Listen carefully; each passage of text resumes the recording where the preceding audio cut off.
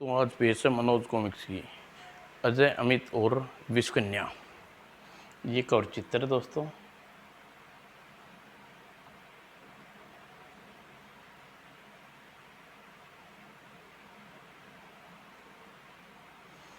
एक सुबह कमरे के बाहर शोरगुल भागदौड़ की आवाज़ सुनकर अमित की आँख खुली।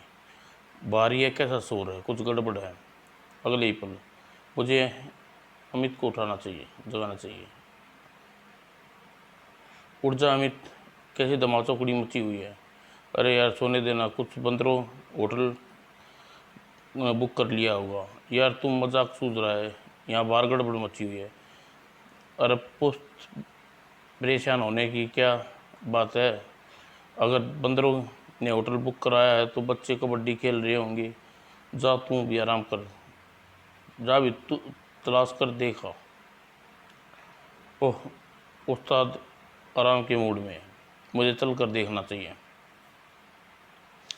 अब अमित कमरे के बाहर पहुंचा। अरे मेरा अनुमान सही निकला, वास्तव में कोई गड़बड़ है लगती है। रोज अमित कमरे 10 की ओर बढ़ गया।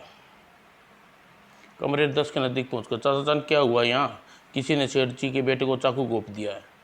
बुजुर्गों की बात सुनकर अमित फौरन उत्साह बढ़ गई। चाचा जान मुझे पूरी बात बताइए, शायद मैं आपकी कोई मदद सहायता कर सकूँ। जब पुलिस कुछ नहीं कर पा रही तो तुम बच्चे होकर क्या कर लोगे? वो शायद आपको अभी अजय और अमित के कारनामे के बारे में पता नहीं है। उसका नाम तो बहुत सुना है पर तुम कहना क्या चाहते हो?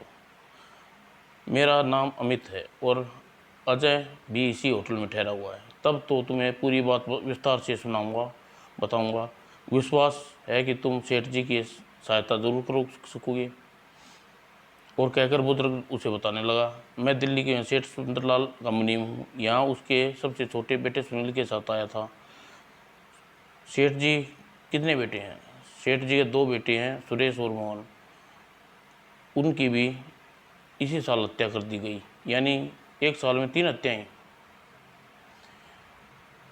एक साल में 3 नहीं बल्कि 2।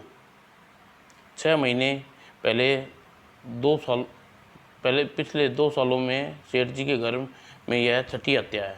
6? क्या? सुनकर बुरी तरह अमित का मुँह आश्चर्य से खुला। फिर कुछ ही क्षणों में इन सारी हत्याओं की कोई खास बात सामने आई हो? केवल यही कि मृत लोगों के शरीर पर जगह जगह दांतों के निशान मिले हैं। ओह, तभी मम्मी जरा सुनिए, मुनीम जी जरा सुनिए। अरे मुनीम जी कमरे की ओर बढ़ गए। अमित सारी स्थिति अजय को बतानी चाहिए और कमरे में पहुंचकर, उठो अजय, कमाल 10 नंबर में एक हत्या हो गई है। पड़ोसी होने के नाते हमारा शौक प्रकट करना जाना जरूरी है। और हत्या का शब्द सुनते चौंक कर आया, चादर फेंक कर उठा। क्या हत्या? हत्या? हाँ चलो, अभी चलो। यह हुई ना बात। और कमरा नंबर 10 में कार्रवाई करने वाले इंस्पेक्टर उनका परिचय निकला था। अमित को बात बता दी। इंस्पेक्टर अंकल, एक बार लाश कमरे का निरीक्षण करना चाहते हैं, आपको बड़ी कृपया होगी। ठीक है, वैसे तो अगर तुम दोनों केस में मेरी मदद करो तो मुझे बहुत खुशी होगी। और इंस्पेक्टर की इजाज़त मिलते ही आतिशी शीशा निकाल कर लाश के निरीक्षण में जुट गया अमित। लाश का निरीक्षण करते हुए अजय बेड की उछट कर देखा। अरे लंबे बाल किसी लड़की के हो सकते हैं। और अजय ने आंख बचाकर बाल का रुमाल में लपेट कर जेब में रख ली पहुंचा दिए। और अजय की निगाह लाश के ऊपर बने जख्मों पर थी। हर जख्म में 4 दांतों के निशान। आखिर दांत किस जानवर के हो सकते हैं? और लाश अच्छी तरह निरीक्षण करने के बाद यह अमित पूछ, शायद इसके हाथ कोई सबूत लगाओ। अमित के पास पहुंचा। क्या कोई काम की चीज़ मिली? हाँ उस्ताद, यह पैकेट, लॉकेट और यह सिगार का टुकड़ा मिला है। यह लॉकेट एकदम पत्थर की आंख जैसा है और दोनों चीज़ें चुपचाप जेब में रख कर निकल चलो। चलो इंस्पेक्टर अंकल हम बाहर, चलो इंस्पेक्टर अंकल से कहकर बाहर चलते हैं, वैसे अब यहाँ रुकना बेकार है। इंस्पेक्टर अंकल हम लोग जा रहे हैं, कोई ख़ास बात हो तो बताइएगा, वैसे हम लोग आपकी मदद जल्द ही मिलेंगे। ठीक है, मुझे तुम लोगों की सहायता करते रहना, इसमें के लिए मैं तुम लोगों का एहसान मानूंगा। चिंता न करिए अंकल। इंस्पेक्टर कल हम आपकी हर मुमकिन सहायता करेंगे।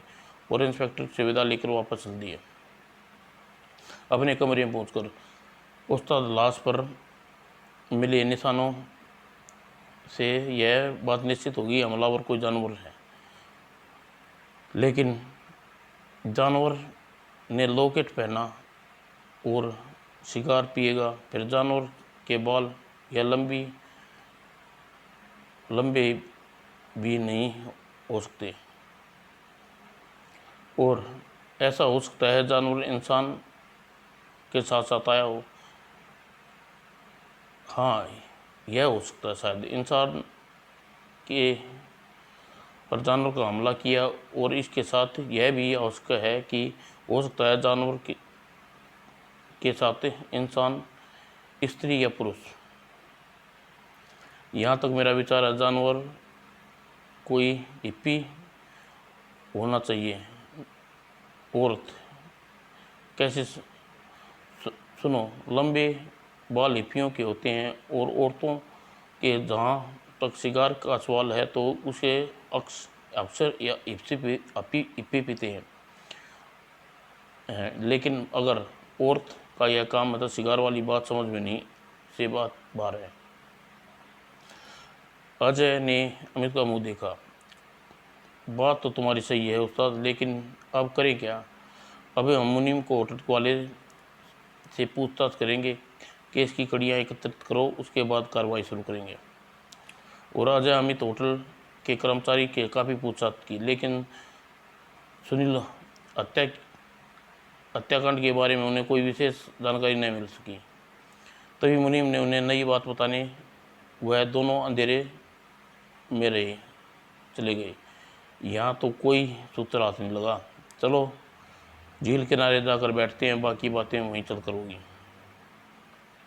और झील किनारे अब शाम हो गई थी।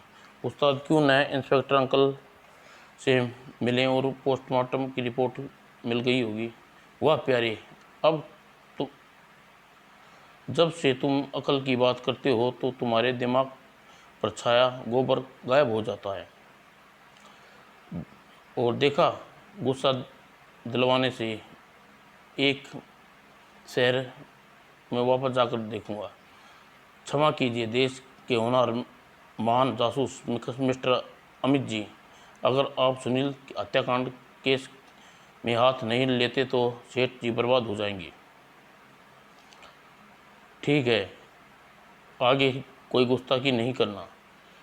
कोई गुस्ताखी नहीं करेंगे महाराज, बिल्कुल नहीं करेंगे। और फिर अजय अमित तो इंस्पेक्टर साहब से पास पहुँचे। इंस्पेक्टर अंकल, सुनील की रिपोर्ट का क्या रहा? सुनील की मृत्यु उसके शरीर पर लगे जहरीले दांतों के कारण हुई है, इसलिए इस बारे में अभी कोई जानकारी प्राप्त नहीं हुई उसकी कि दांत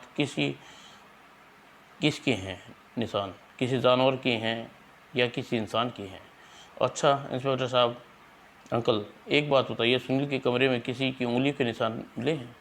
हत्यारे जरूर को चालाक है, उसे पीछे कोई सूत्र नहीं छोड़ा। आपकी नज़र में कोई संदिग्ध व्यक्ति? नहीं, पर तुम्हें नज़रों में कोई ऐसा व्यक्ति हो जिसको हमला होने की आशा हो?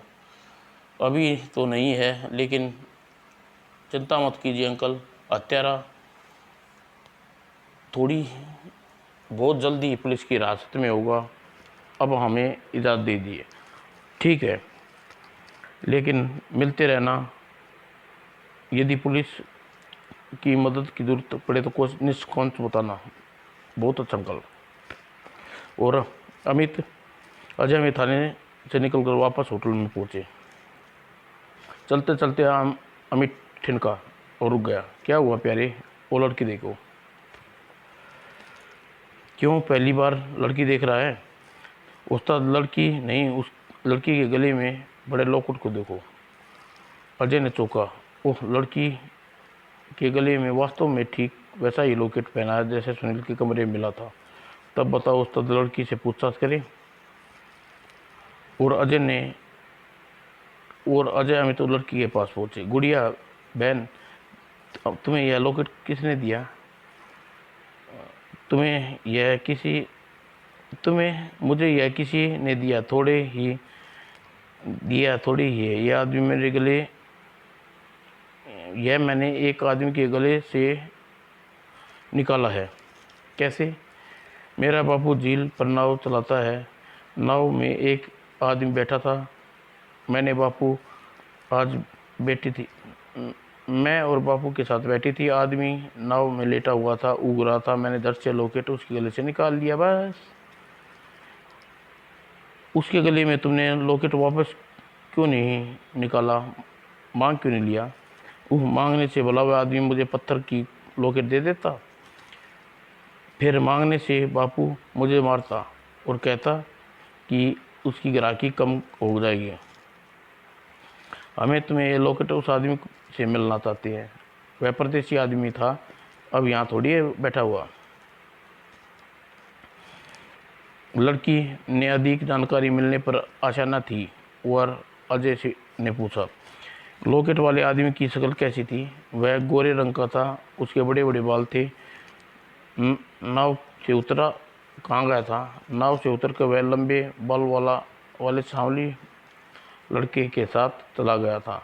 वो लड़के ऐसे ही लॉकेट पहन रखा था। और अजय अमित लड़की की पूछताछ करने के बाद जब वापस होटल में पहुंचे चुके थे,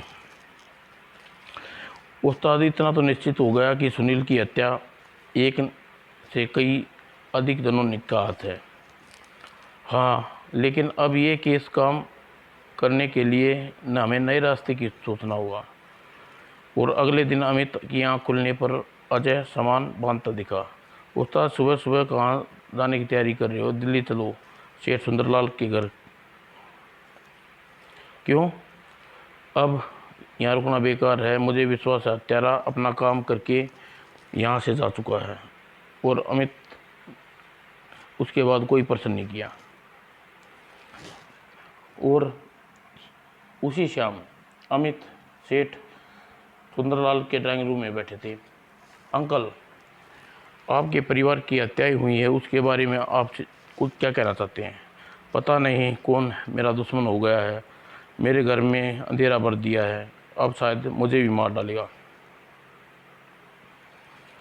अंकल, यह आप कैसे विश्वास है कि हत्या आप पर भी हमला करेगा? वह नीच जब मेरे परिवार के सभी लोगों को निगल गया तो मुझे क्यों छोड़ेगा? अब आपको खतरा है तो आप अपनी सुरक्षा करेंगे। अजय, अब मेरे मरने से कोई डर नहीं है। अब मैं चाहता हूँ मेरे जीते जी उस हत्यारे को पकड़ा लिया जाए। अंकल, आप हमें सहयोग दें, हम हत्यारे को बहुत जल्दी कानून के शिकंजे में होंगे। बच्चों, मैं हत्यारे को पकड़ने के लिए खुद सब कुछ करने के लिए तैयार हूँ। बोलो क्या करना है? फिलहाल तो कुछ भी नहीं, हम लोग चल रहे हैं और हमारा कार्ड सिद्धार्थ होटल में ठहरे हुए हैं। कोई विशेष बात हो तो तुरंत सूचना दीजिए। अजय और अमित कोठी से बाहर निकल गए। सड़क पर चलते हुए अचानक अजय के सामने आते एक आदमी को जानबूझकर टक्कर मारी। आए, मर गया। देखकर क्यों नहीं चलता? माफ़ कीजिए या भाई, आंखें होती तो देख सकता। ओह, आप अंधे हैं? हाँ भाई साहब, इसकी आंखें की रोशनी नहीं है, यह देख नहीं सकता इसलिए। ओह, क्षमा करना, वरना दोस्त मैं अनजाने में ऐसी ही गाली दे बैठा। वो लंबे बाल वाला आदमी चुपचाप रास्ते से चला गया। उस्ताद, कुछ बताओ, तुमने ये अचानक किया क्या चक्कर चलाया? चलो होटल चल कर सारी बात बताऊँगा। और कुछ देर बाद अमित होटल पहुँचे और अपने कमरे में। उस्ताद बताओ, अचानक अंधे की एक्टिंग करने की क्यों सूझी? तुम्हारे 2 मिनट की हाथ की सफाई कैसे दिखा दी? मैंने लंबे बाल वाले आदमी के गले में पत्थर वाला आंख वाला लॉकेट देखा और उसकी पॉलिस्टर शर्ट की जेब में रखा कोई कार्ड साफ दिखाई दे रहा था।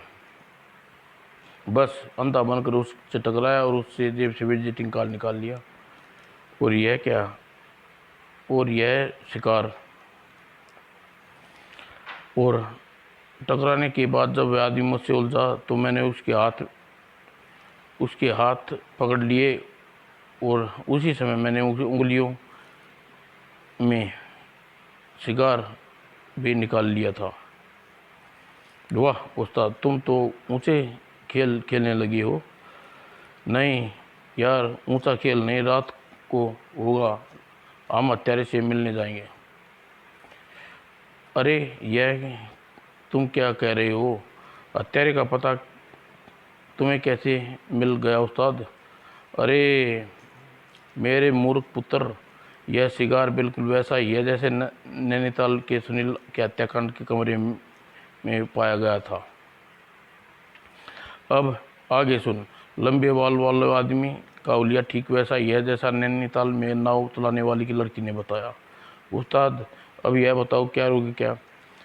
रात होते ही हम इस कार्ड के लिखे पते पर पहुंचेंगे और वहाँ की तलाशी करेंगे।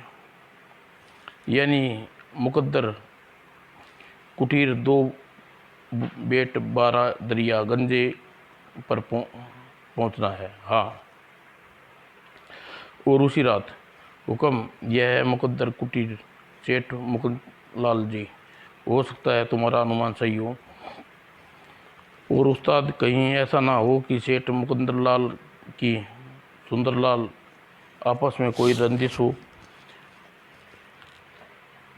जैसे ही मुकुंदर लाल की सुंदरलाल के परिवार वाले में कोई हत्या करवा रहा हो।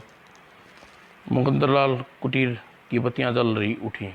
अमित जल्दी से पेड़ की ओट में, कोई देख न ले, हम पर शक ना हो जाए। ठीक है कहते हो, आओ जल्दी से छुप ले। और राजा अमित पेड़ की पीछे छपे। वह देख उस्ताद मुकुंद कुटीर में वही लंबे बाल वाला आदमी खड़ा है जिसके शाम से अंधे बनकर टकराए थे। हाँ प्यारे, वही है। सुनो, शायद यह कार में बैठकर कहीं जाने की तैयारी कर रहे हैं। हमें टैक्सी से इनका पीछा करना चाहिए, तभी मुकुंद कुटीर की तलाशी लेकर सिद्धार्थ में पहुंच जाऊंगा। ठीक है। लंबे बाल वाला आदमी कार में बैठकर तो अमित ने पेड़ के पीछे दौड़कर निकलकर बाहर पीछे आती टैक्सी को रोका, उससे बैठा और टैक्सी के बाद सिगरेट सर्विस में अपना कार्ड दिखा दिया। बोला, तुम्हें उस कार का पीछा करना है, सावधानी से। जी ठीक है। और अगले ही पल अमित टैक्सी के लंबे बाल वाले आदमी कार के पीछे दौड़ रही थी। अमित जाने के बाद कोठी की बत्तियां बुझ जाने तो मैं भीतर से घुसूँ। अजय अंदर इंतजार करना पड़ा। अब मुझे कोठी में प्रवेश करना चाहिए। और कोठी में पहुंचकर एक बार इधर उधर देखा, फिर बाउंड्री वार्ड पर चढ़ गया। पहले इम्तिहान कर लूँ, कुत्ते तो नहीं घूम रहे हैं। और थोड़ी देर बाद, रास्ता साफ है, मुझे जल्दी अपना काम निपटाना कर वापस चलना चाहिए। और लेकिन कोठी के पिछले हिस्से में पहुँचते ही अजय ठनका। ओह, ये कमरे में लाइट जल रही है, शायद कोई जाग रहा है। अजय ने खिड़की के पास जाकर, अरे यह तो वही आदमी है जो लंबे बाल वाले आदमी को कार तक छोड़ने आया था। इसने भी पत्थर की आंख जैसा लॉकेट पहना है। और खिड़की के अलावा हटकर अजय दूसरे कमरे में गया और कमरे में सारी खिड़कियां खुली थी और नाइट बल्ब जल रहा था। अजय ने एक लड़की के अंदर जागा, खिड़की से अंदर जागा। ओह, दोनों ने पत्थर की आंख वाले लॉकेट पहना हुआ है। लगता है मुकद्दर कुटीर के सभी लोग पत्थर की आंख वाले लॉकेट पहनते हैं। उसके बाद अजय मुकंदर कुटीर का चप्पा चप्पा छान मारा। उसे केवल कोई खास बात नज़र नहीं आई। मुकंदर कुटीर में रहने वाले प्रत्येक व्यक्ति पत्थर की आँख वाला लॉकेट पहने हुए हैं। यहाँ रुकना बेकार है, वापस चलना चाहिए। और कुछ समय बाद वह अजय, अमित, सिद्धार्थ होटल में कमरे में बैठे थे। यार, मुकंदर कुटीर में एकदम मंदिर की तरह पाक साफ निकला। वहाँ कोई खतरनाक चीज़ नहीं थी। उस्ताद, मुझे भी लगता है कि यारा रहस्य पत्थर की आँख के लॉकेट में छुपा है। लंबे बालों वाले आदमी के घर सभी लोग पत्थर की आँख वाले लॉकेट पहने हुए थे। हाँ, यह बात जानने योग्य है। मुकंदर कुटीर में संबंधित हर व्यक्ति पत्थर की आँख का लॉकेट पहने हुए था। लंबे बालों वाले आदमी का नाम राकेश मिश्रा है। वह सेठ मुकुंद लाल की फैक्ट्री में मैनेजर है और उसे घर में एक बूढ़ी नौकरानी है, वह जिसकी 16-17 वर्ष की एक बहन है।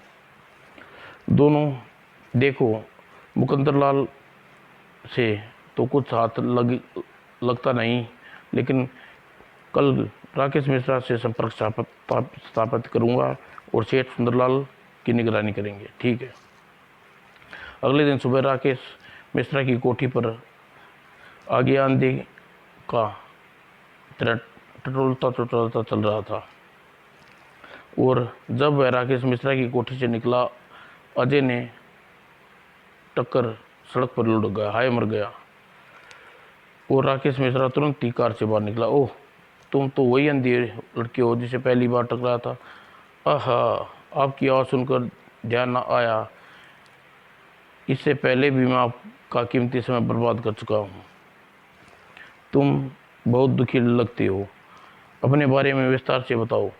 हो सकता है तुम्हारी कोई सहायता कर सकूँ। बचपन में माँ बाप मर गए थे।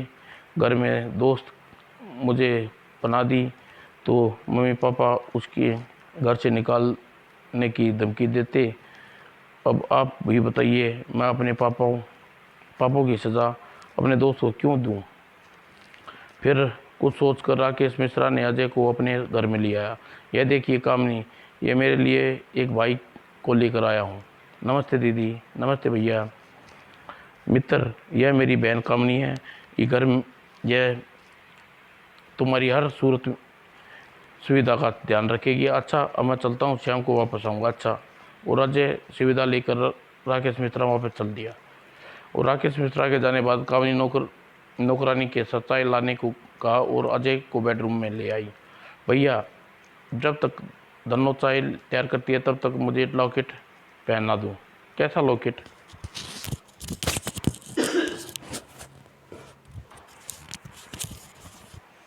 राकेश भैया, यह मालिक मुकंदर लाल की इकलौती बेटी जया, उसके जन्मदिन पर आँख डिसाइज लॉकेट घर आए मेहमानों को बांटे थे। भैया, वहाँ से बहुत सारे लॉकेट ले आए थे, तब एक लॉकेट पहन लो। यहाँ सभी ऐसा लॉकेट पहनती है। ओह, अब तुम यहाँ आराम से रहो, मेरा भी मन लगा रहेगा। और लॉकेट पहनने के बाद धन्नो ने चाय का कप अजय को हाथ में थमा दिया। दीदी, आप चाय नहीं पिएंगी? ज़रूर। और अजय और राकेश मिश्रा कामनी को लेकर सेठ मुकुंदर लाल के घर गया और धन्नो बाजार से सामान खरीदने। यही उपयुक्त मौका है, मैं इनके घर लौटने से पहले घर की तलाशी ले लूं। और धन्नो की फैमिली दिल्लो की कामनी के कमरे में तलाशी लेने के बाद अजय को सारा सामान खंगाल मारा, लेकिन आश्चर्य रह गया। ओह, जहर की इतनी सारी शीशियाँ।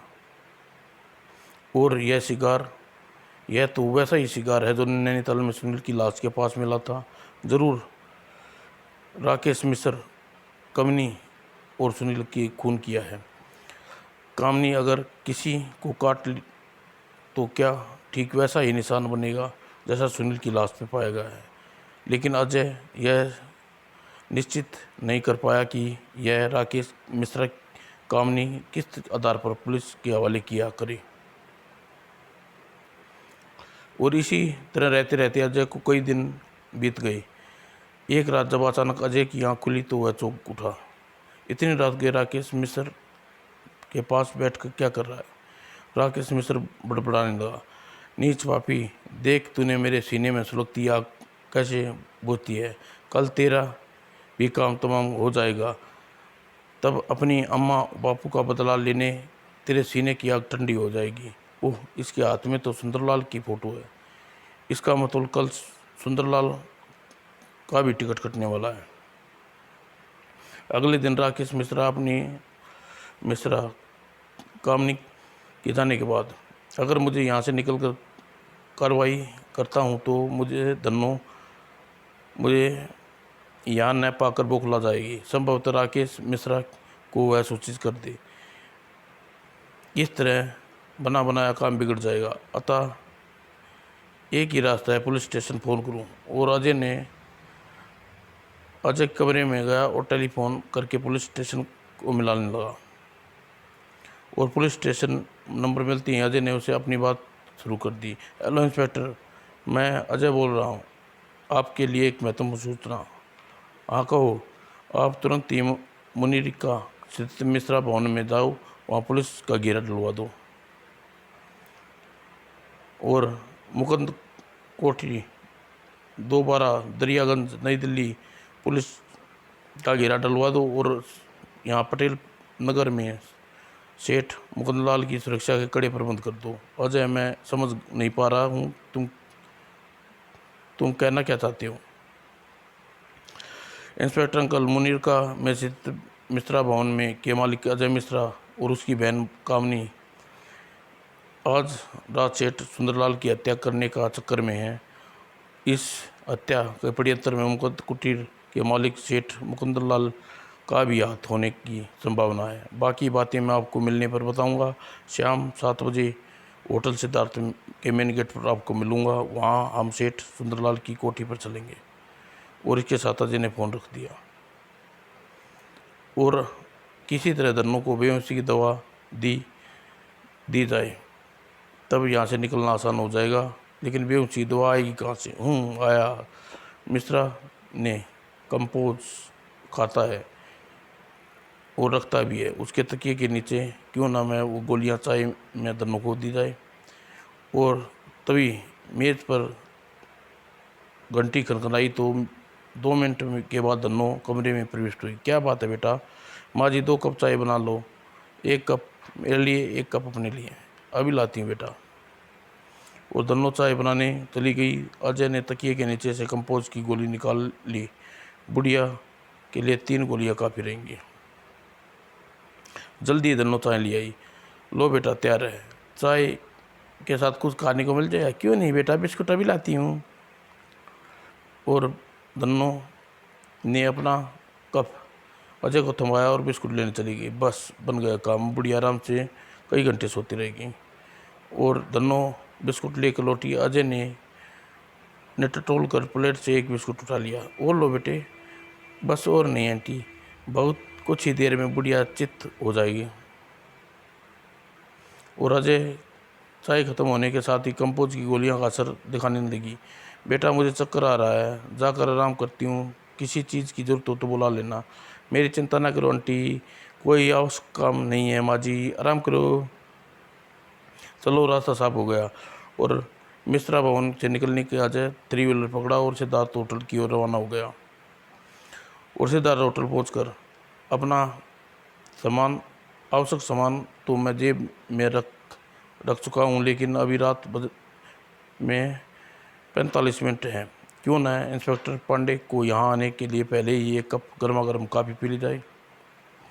और अजय ने पहुंचकर 1 कप काफ़ी का ऑर्डर दिया।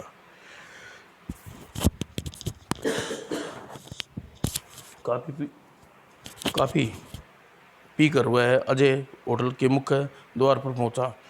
Hello inspector uncle. Hello Ajay, क्या बात है, तुम चले गए? चलने के लिए तैयार हो? बिल्कुल ठीक है, आओ मेरे साथ।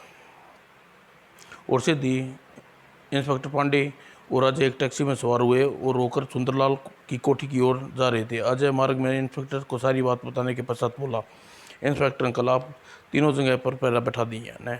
हाँ, मेरे आदमी सादे कपड़ों में तीनों जगह पर घेरा डाल लिया। मेरा कोई भी संदेश मिलते ही तुरंत उन पर हमला करेंगे। और थोड़ी देर बाद सुंदरलाल कोठी के निकट टैक्सी से उतरे और किराया देने के पश्चात टैक्सी वापस लौट गई। वो देखो अजय, मेरे आदमी पूरी मुस्तैदी से अपना कार्य में लगे हैं। गुड। अमित किसी दिन की तरह प्रकट हुआ। Good evening uncle. Good evening. Good, अच्छा हुआ अमित तुम भी आ गए, वरना मुझे कोई उपाय करना पड़ता। लेकिन तुम अचानक यहाँ कैसे? रात वो सेठ सुंदरलाल का खून होने वाला है। वाइट, चीख मत।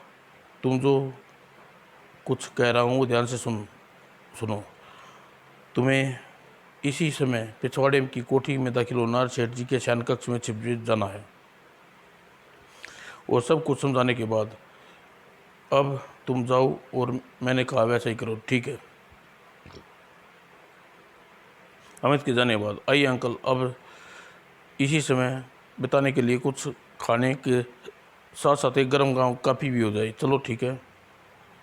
और रात को लगभग 11 बजे सेठ सुंदरलाल की कोठी के गैर अंधकार में डूबी थी, तो रात को एक टैक्सी वहाँ आकर रुकी और उसमें से 2 साई उतरे। शायद कातिल आग पूछे अंकल। मैं समझ रहा हूँ। उसके साथ दाखिल होते ही हम अपना आदमी को सतर्क करके संकेत दे दूंगा। वो टैक्सी वापस जाते ही दोनों साएँ कोठी की दीवार पर पाइप से चढ़ने लगे और भीतर कूद गए। और उनके भीतर जाते ही इंस्पेक्टर पांडे ने अपने मुंह से एक विचित्र सी आवाज़ निकाली और निकाल कर वह अपने आदमी को सावधान रहने के संकेत दिया। और उसके बाद अजय कोठी के भीतर दाखिल हो गए। उधर कोठी में सुंदरलाल के शयन कक्ष में कराटे खर्र 11 बज चुके हैं, लेकिन अभी तक कोई घटना नहीं घटी। अजय को कोई भ्रम तो नहीं हुआ। तभी ओह, खिड़की के पीछे कोई है। उसने 2 साएँ के भीतर आने की कोशिश कर रही है। वही शायद कातिल तो नहीं। शेर दी साए भीतर प्रविष्ट हो गई। सेठ सुंदरलाल के पलंग के पास पहुंचे। अब तुम अपना काम करो, मैं इसे बेहोश कर देता हूँ, ठीक है? लेकिन दूसरा साया तुरंत ही सेठ के ऊपर झुक गया। ओह, शायद सेठ जी की मौत की घाट उतारने के लिए तैयारी कर रही है। अब मुझे देर नहीं करनी चाहिए। और अगले ही पल, अब तुम मेरे हाथों नहीं बचोगे कातिलों, उफ। और अचानक हमले से दोनों पल भर के लिए बौखलाए, लेकिन फिर भी दोनों बुरी तरह अमित से कूद गए। यह पुलिस का कुत्ता है, शायद इसे बचना नहीं चाहिए। इसे मैं अभी सेठ के पास पहुंचा दूंगी। और अमित का मुकाबला नहीं कर सका। उसे बेहोश होकर पलट से लौट गया। अब जल्दी ही अपने काम पूरा करो और जल्दी यहाँ से निकलना चाहिए। मैं अपना काम पूरा कर चुकी हूँ, आओ निकले चलते हैं। और जैसे वे दरवाज़ा की ओर बढ़े और अगले ही पल कमरे में रक्त नींद से ना उठाओ, खबरदार, तुम दोनों के हाथ ऊपर कर लो। एक पल भी देर की तो तुम दोनों को गोली मार दूंगा। ओह, और साथ तुम दोनों चाहे को कमीनी कामिनी और राकेश मिश्रा ये थे। चुपचाप अपने हाथ ऊपर कर लो। इंस्पेक्टर अंकल, आप अपने आदमी को बुलाइए और इन्हें पूरे नाटक का अंतिम दृश्य पर पर्दा डाला जा सकते हैं, ओके? और इंस्पेक्टर पांडे तुरंत संकेत किया और पुलिस के जवान दड़दड़ाते हुए भीतर पहुंच गए और कामनी और राकेश के हाथों में हथकड़ियाँ डाल दी। इंस्पेक्टर, आप सेठ जी को देखिए, शायद अमित को देखता हूँ, ठीक है? और अरे, बेहोश है। ओह, सेठ जी मर चुका है। अंकल, अमित बेहोश है, उसे लेकर होटल में जा रहा हूँ। सुबह आपसे मिलूँगा, पुलिस से सारी बातें बतानी हूँ। मिलूँगा तब सारी बातें होंगी, ठीक है? तुम्हारा इंतज़ार करूँगा। और हाँ, सेठ मुकुंद लाल को गिरफ्तार करना मत भूलिएगा। तुम चिंता मत करो, मेरे आदमियों से कोई मुजरिम नहीं बच सकेगा।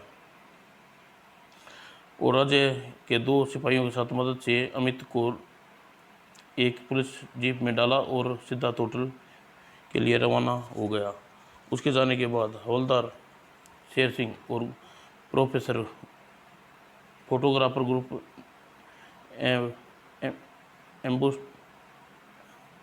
एम्बुलेंस के लिए फ़ोन कर दो। Yes sir. और इंस्पेक्टर, तमाम जुर्म हत्या से लेती हूँ, मेरे भाई निर्दोष है, कृपया उसे छोड़ दीजिए। खामोश, तुम बचोगे नहीं, कोशिश मत करना। कमीनी कामनी, मुझे फांसी का कोई डर नहीं है।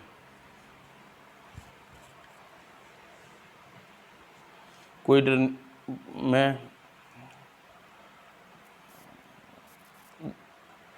और अगले दिन सुबह अभी अमित की आँख खुली और उसका सारा बदन दुख रहा था। उस साले ने मेरे हाथ पैर इकट्ठे कर दिए। पुत्रा, होश में आ जा, बहुत हो गए, आओ जरा हम विष कन्या से मिलवा लाएं। और विष कन्या का नाम लेते ही अमित उठकर बैठ गया। और उस्ताद, सुबह सुबह क्यों मजाक कर रहा है? कहीं विष कन्या भी होती हैं? हाँ प्यारे, विश्वास नहीं है तो यह अखबार देख ली। और अमित अखबार में छपी खबर चौंक गया। सेठ सुंदरलाल का खून। सेठ सुंदरलाल के परिवार को सहित डसने वाली विषकन्या सहित गिरफ्तार। लेकिन लाश पर दांतों के निशान पाए जाते हैं। वे कामनी के दांत हैं। वो तेज जहर और सुंदरलाल की मृत्यु हो गई। और अजय की बात सुनकर अमित उलझन में पड़ गया। कुछ देर बाद, उस्ताद मेरे तो कुछ समझ में नहीं आ रहा, साफ साफ बताओ ना, ये पहली क्या बुझा रहे हो? तुम तैयार हो जाओ, नाश्ता करने के बाद हम पुलिस स्टेशन चलकर तुम्हें सारी बात समझ में आ जाएंगी। और अजय नाश्ता करके पुलिस स्टेशन की ओर चल दिए। और थोड़ी देर बाद अजय अमित पुलिस स्टेशन में बैठे थे। अच्छा मिस कामनी, अब यह बताओ कि आपको बताओ कि क्या कष्ट है? आपने सेठ सुंदरलाल को क्यों डसा? कामनी को नासमझ बच्ची है दोस्त, सच्चाई मैं बताता हूँ। सेठ, ठीक है मिस्टर राकेश मिश्रा, आप ही बताइए कि किस दुश्मनी के कारण कामनी ने सेठ और उसके परिवार को सत्यानाश कर दिया। तब राकेश मिश्रा ने आपत्ति बताने लगा। आज से 12 वर्ष पूर्व मेरे बापू सेठ सुंदरलाल के यहाँ नौकरी करते थे। मैं और कामनी बापू अम्मा के साथ सेठ सुंदरलाल की कोठी के पिछवाड़े हिस्से में बने सर्वेंट क्वार्टर में रहते थे। एक बार अम्मा बीमार हो गई। बापू के पास इलाज के पैसे नहीं थे। उसने सेठ के रुपये चुरा कर लिए। बापू की चोरी पकड़ी गई और बापू ने सेठ को बहुत मारा। हाय, मर गया। और बीमार माँ बापू को पिटता देख कर रुकी नहीं और घसीटती हुई बापू के ऊपर आ गिरी। नहीं नहीं, इसे मत मारो। लेकिन क्रूर सेठ ने बीमार माँ का भी तरस नहीं खाया और मेरे बापू के साथ अम्मा पर भी बेत बरसाने लगा। हा। और मेरी बीमार अम्मा बेत का असर सहन न कर सकी और उसे दम तोड़ दिया। लेकिन सेठ को कुछ होश में न था, वो पागलों की तरह बेत चला रहा था। और मैं क्वार्टर के पेड़ के पीछे छिपा सब देख रहा था। मेरे भय से मेरा सिर पूरी तरह काँप रहा था और गोद में थी कामनी। मैं मुश्किल से संभाल पा रहा था। और तभी बापू चीख मारकर लुढ़क गया और मैं इस अर्धव्याध दृश्य देखकर अधिक न देख सका और मैंने कामनी को कसकर पकड़ा और वहाँ से भाग गया। मुझे डर था कि कहीं सेठ मुझे देख ले और अम्मा और बापू की तरह मुझे भी न मार डाले। और सेठ के घर से भागने के बाद मैं कामनी को सीने से लगाए हुए सड़कों पर घूमता रहा। और एक रोज़ कामनी बहुत ही रो रही थी तो मुझे सड़क पर खड़ी एक कार की शीशी दिखी। मैं उस सफ़ेद रंग की चीज़ भरी थी। दूध समझकर शीशी को मैंने कामनी के मुंह पर रख दिया। और राकेश मिश्रा सांस लेने के लिए रुका और सुमंदलाल से बोला, अब आगे की कहानी मैं सुनाता हूँ। राकेश मिश्रा दूध समझकर जो शीशी की कामनी के मुंह पर लगाई थी वह दूध नहीं जहर था। क्या कह रहे हैं आप? जहर पीकर क्या कामनी मरी नहीं? यही तो बताने जा रहा हूँ। और सेठ मुकुंदलाल ने आगे की कहानी सुनाई शुरू कर दी। जब मैं सामान खरीद कर वापस लौटा तो कामनी जहर की शीशी मुंह में लगाए हुए कार के पास ज़मीन पर खेल रही थी। मैं पास में ही राकेश खड़ा था। जहर की शीशी मासूम बच्ची के मुंह में लगा देख मैं सन्न रह गया, लेकिन मुझे पता लगा कि बच्ची को जहर पिए 1 घंटा हो गया है और हैरान था कि मैं इस बच्ची और उसके भाई को कार में बिठा कर घर ले आया। अब तुम इसे अपना घर समझो बेटे, यहाँ कोई तकलीफ नहीं होगी।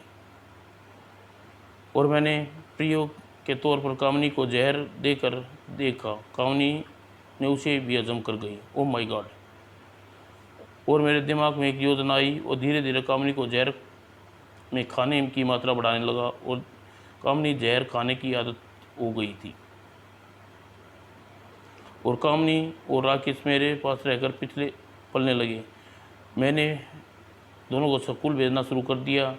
इसी बीच स्कूल मुझे सारी आपबीती बता चुका था और मैंने अपने बापू की मौत का भुला नहीं थी और अक्सर अपने कमरे में बैठा चाकू तेज किया करता था।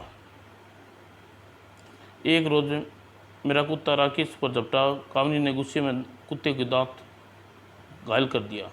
देखते देखते कुत्ता झटपटा कर मर गया। मैंने यह देखा तो खुशी से झूम उठा। मेरी योजना सफलता हो गई। अब मैं सुंदरलाल की खटिया खड़ी कर दी। अब राकेश और कामनी को मैंने उसके बापू का बदला लेने के लिए उकसाने लगा और कामनी और राकेश के सीने में बदले की आग सुलगा रही थी।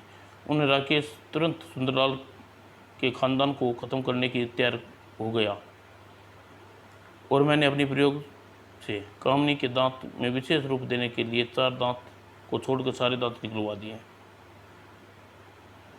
और जब राकेश कामनी सुंदरलाल के घर वाले कमरे के पीछे गए तो सुंदरलाल के परिवार का कोई सदस्य दिल्ली से बाहर जाता और कामनी उनके पीछे लग जाते। और जब कामनी शिकार गहरी नींद में सो रहा होता था तो राकेश उसे अपने शिकार को नाक को क्लोरोफॉर्म से भिगा रुमाल रख देता और कामनी उसे अपने दांतों से घायल कर देती और कुछ क्षण तक शिकार का जीवन लीला समाप्त हो जाती और दोनों कामनी अब खतरनाक विष कन्या में परिवर्तन हो चुकी है। चलो कामनी, अब यहाँ से रुकना खतरनाक खाली होगा। और दोनों वहाँ से भाग निकलते हैं और सेठ मुकुंदलाल चुप होते ही अंतिम बोले, लेकिन सेठ जी, आपने सुंदरलाल के परिवार को शांत करने की इतनी दिलचस्पी क्यों ली? सुंदरलाल मेरे बड़ा भाई था और मैं छोटा भाई था। जब मेरे पिता की मृत्यु हो गई तो मेरे बड़े भाई ने सारी जायदाद हथियार ली और मुझे घर से निकाल दिया। तब मेरे मन में बदले की भावना भर गई और कामनी तथा राकेश को पाकर मैंने सारी अपने कमीने भाई से बदला लेने की युक्ति निकाल ली। कहकर सुंदरलाल चुप हो गया। अजय और अमित, अब तुम दोनों को बहुत आभारी हैं। तुमने अपराधी को पकड़वाने में पुलिस की सरदर्दी समाप्त कर दिया। एसपी शर्मा की बात सुनकर अजय गंभीरता से बोला, एसपी साहब, आज तक कोई केस हल करने के लिए कारण मैंने पुरस्कार नहीं चाहा, लेकिन आज आपसे कुछ मांगता हूँ। आप कामनी दीदी और राकेश भैया को बचाने की पूरा प्रयत्न करिएगा। हालांकि इन्हें कानून हाथ में नहीं लेना चाहिए था, फिर भी इनकी मजबूरी को ध्यान में रखिएगा। ओह अजय, कितना मान है। मैं तुम्हारी बात को ध्यान में रखूँगा। और पुलिस स्टेशन से बाहर निकलती ही अजय अमित काफ़ी रफ्तार गंभीर थे। हमें लोगों को विदा लेते हैं हुए दुख हो रहा है, क्योंकि चूँकि समाप्त हो चुकी है, इसलिए अगले केस में फिर मिलेंगे। तब तक के लिए विदा दोस्तों।